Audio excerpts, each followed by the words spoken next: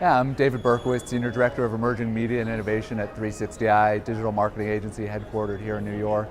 And so really excited to do this panel that I'm moderating on video content sharing and syndication. And so it's really about, when you have content, how do you really get it out there? And I think it's just, a really important focus for marketers right now.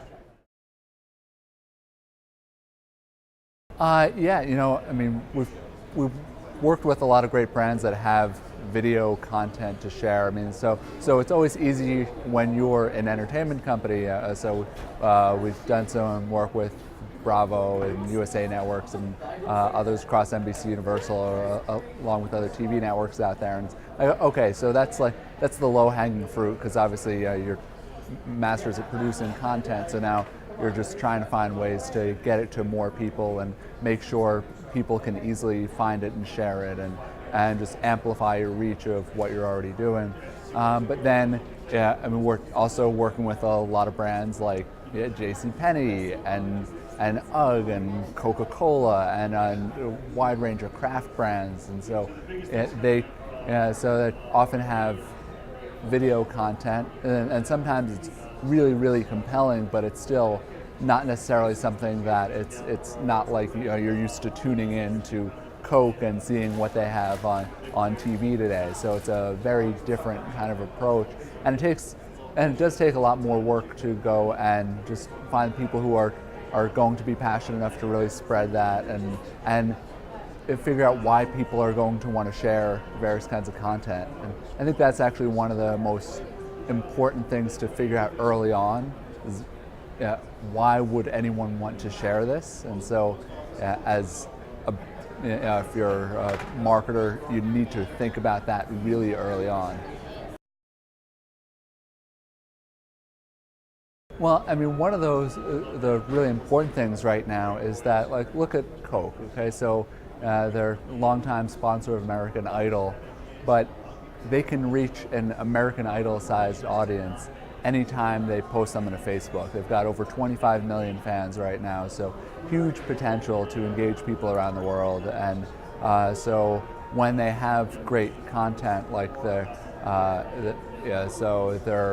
happiness machine, and it's this great Coke machine they set up in a college cafeteria and delivers all these kinds of surprises. And they had another one internationally in South America, and so where it was this very social vending machine where you had to have generally a friend lift you up to actually reach this really high vending machine, but then it distributes 2 Cokes instead of 1, and so it's all designed around sharing. So this stuff is really, really great, compelling content, and they're in over 200 markets, so they're able to have some of the best around the world doing it.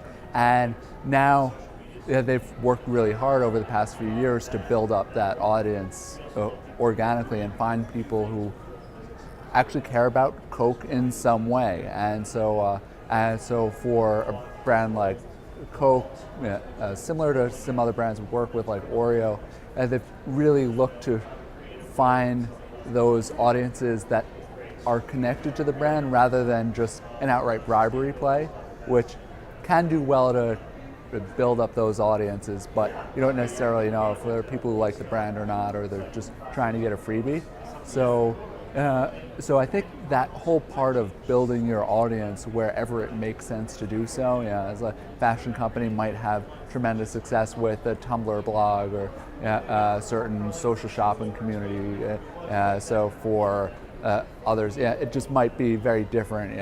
Automakers have great built-in forums, and moms are amassing in every kind of corner, and so parenting is such a huge topic online. So there are all these different ways to reach people, but wherever that is, being able to have some control over that and have your own audience as part of that can be a tremendous way to jumpstart it.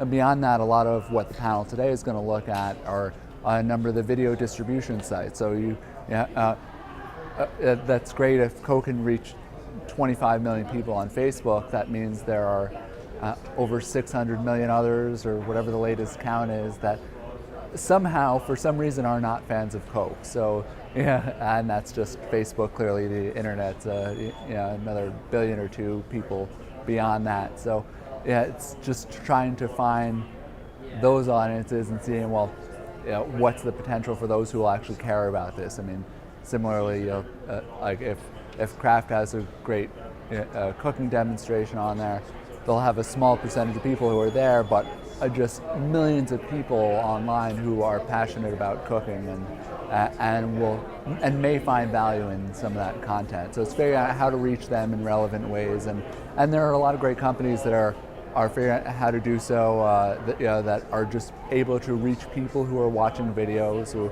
are, they're able to, so they're able to distribute that kind of content to people who will probably want to receive it.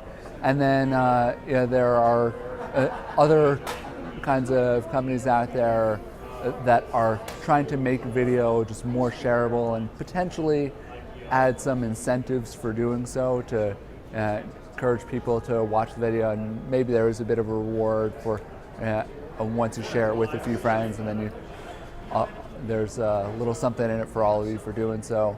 So there are a lot of different ways to go about that right now.